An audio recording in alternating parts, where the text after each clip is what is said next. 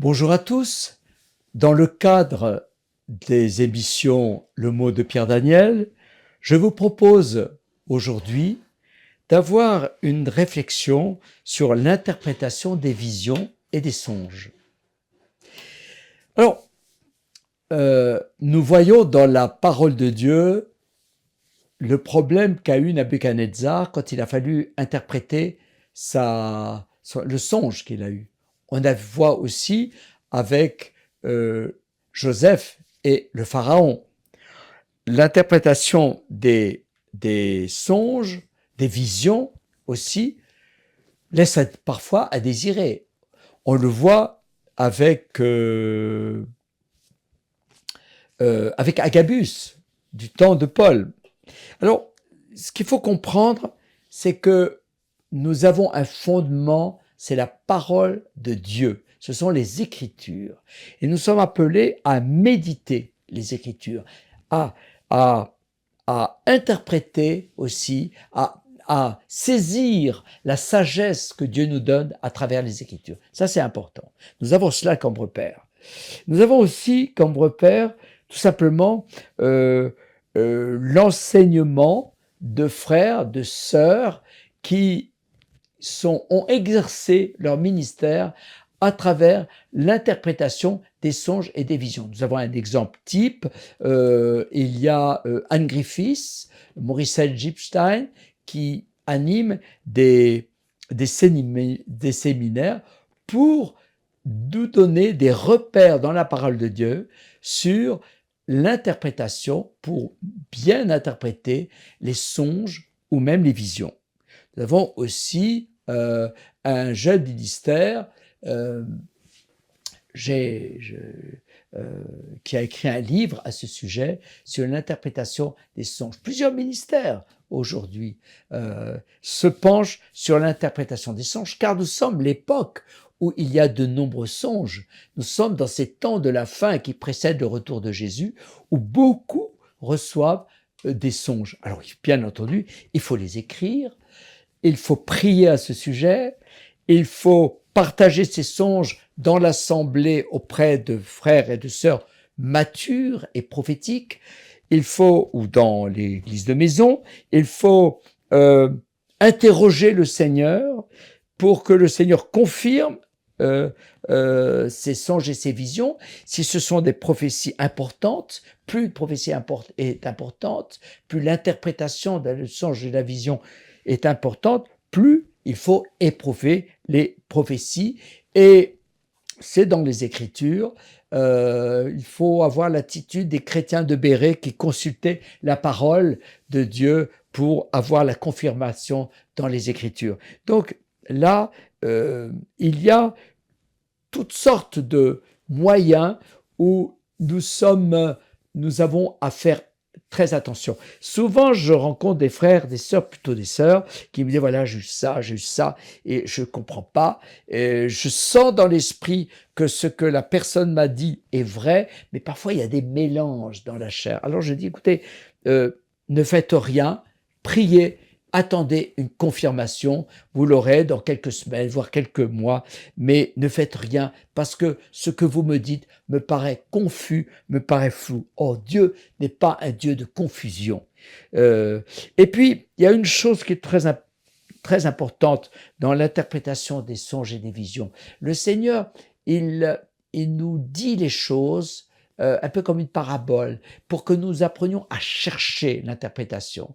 Et la recherche de l'interprétation veut dire que nous faisons un effort dans nous-mêmes. Nous faisons l'effort d'entendre la voix du Saint-Esprit. Nous faisons l'effort de comprendre, d'interpréter. Dieu aime que l'on recherche l'interprétation. Dieu aime que l'on éprouve la prophétie. Dieu aime que l'on fasse une recherche. C'est aussi un moyen de faire grandir notre foi, de tendre notre cœur, nos pensées vers notre Père céleste. Ça, c'est important. C'est aussi dans la pédagogie de Dieu, non pas seulement de nous donner un songe, mais aussi de voir l'effort que nous faisons pour l'interprétation et là, je dirais, persister, persévérer pour que nous en ayons les clés de l'interprétation. Alors, je vous ai parlé de cela, mais aussi, il y a des erreurs à éviter. Les erreurs à éviter, c'est de croire que nous devons tout de suite nous mettre en route. Non, il faut prendre le temps nécessaire pour interpréter et pour comprendre. Et même quand nous avons compris le songe ou la vision, Dieu donne des signes. Dieu donne une confirmation intérieure. Dieu nous donne une attestation à l'intérieur de nous-mêmes qui nous dit, voilà, ben oui, je comprends que cette parole, cette vision, ce songe signifie cela. Il faut aussi que le Saint-Esprit confirme lui-même l'interprétation. Une autre chose qui est importante, c'est que, donc, premièrement, comme je disais, ne pas courir après l'interprétation, chercher, même si nous avons l'interprétation, et nous sommes convaincus qu'elle est juste, nous donner encore le temps pour que l'interprétation soit confirmée par le mouvement du Saint-Esprit en nous. Ça, c'est important. Et par le témoignage des frères autour de nous. Et il faut aussi se rappeler que toute vision, tout songe glorifie Jésus. Rappelez-vous ceci. Dans Apocalypse 19:10c, l'esprit de la prophétie, c'est le témoignage de Jésus-Christ. Autrement dit, la nature de la prophétie n'est pas pour me glorifier dans mon appel, mais pour laisser régner Christ se manifester à travers ma vie et mon témoignage.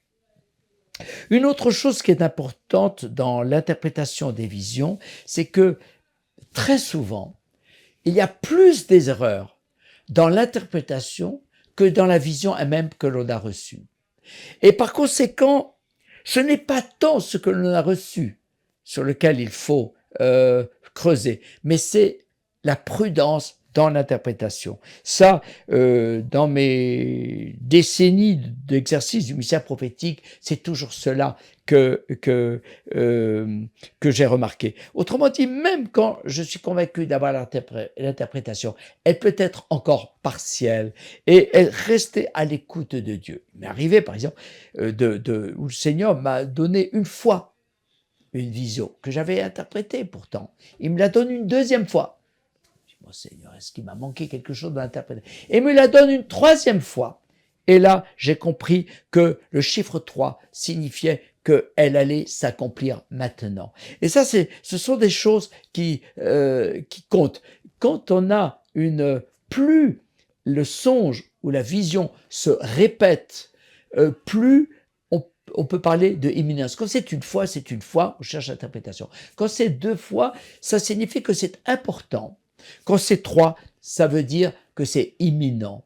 Et ça, il faut aussi le comprendre. Il y a un timing de Dieu dans la réalisation de la vision ou de la prophétie.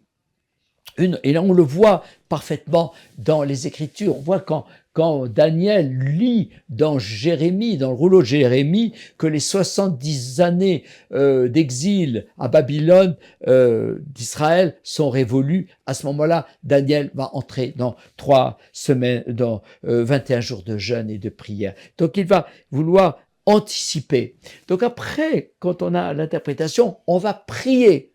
On va prier pour aussi que des signes de Dieu soient là pour confirmer l'appel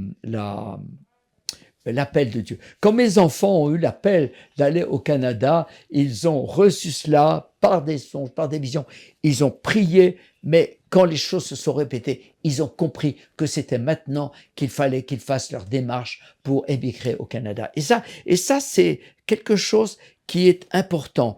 Dieu donne parfois du temps, plusieurs années, pour arriver à l'accomplissement. Et l'accomplissement d'une prophétie ne dépend pas seulement du timing de Dieu, mais de la disposition de notre cœur et de notre foi. Parfois même, ce que Dieu donne peut être retardé à cause de notre désobéissance, car après l'interprétation, c'est comme si nous étions testés par le Seigneur.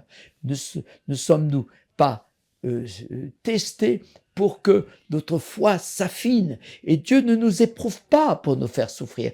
Dieu veut nous amener à dépendre totalement de lui. Amen. C'est pourquoi c'est tellement important d'entendre la voix de Dieu et de comprendre que à travers les symboles, les signes, hein, je vois un arbre, je vois une journée ensoleillée, c'était très sombre, j'entendais des choses exploser, je voyais des avions de guerre au-dessus, j'entends ces choses comme cela en ce moment. Et je dis, ben voilà, regardez ce qui est écrit dans la Bible et interprétez-le, le ciel. Ou bien simplement, j'étais chassé de ma maison. Alors, priez que ce ne soit pas un esprit de rejet qui se manifeste. Il faut faire aussi attention parfois que les choses que l'on reçoit soient interférées par des esprits démoniaques. C'est pour ça que quand on reçoit quelque chose, eh bien, s'assurer que le vase qui a reçu la vision soit purifié. C'est important, car Dieu ne peut pas donner une prophétie sans que ce soit à travers l'état de mon vase qui soit purifié, car c'est toujours à travers ce que je suis en Christ. C'est pour ça qu'il y a toujours une distance entre ce que Dieu donne et la manière que nous le recevions. C'est pour ça qu'il faut toujours veiller à rester sanctifié et à demeurer dans sa présence. Plus l'onction est là, plus je suis dans la maturité de ma vie en Christ, de mon ministère, de mon appel, plus le songe, la vision n'en seront que plus purs et plus facilement interprétables. C'est pour ça que lorsque j'entends des jeunes croyants qui disent « j'ai eu tel songe, telle vision », je ne les décourage pas, mais je leur apprends à être prudents. Il y a des choses à corriger. Et les choses qui sont à corriger, ce n'est pas tant dans la vision ou dans l'interprétation, c'est plutôt dans leur sanctification. C'est ça qui est essentiel. C'est pour ça que nous devons être humbles, patients, tester ce que nous avons reçu et avec l'aide des frères et en sondant les Écritures saintes, Dieu nous parle et gloire à Dieu qui continue à nous parler, que nous soyons jeunes ou que nous soyons matures dans la foi. Que Dieu vous bénisse. Amen.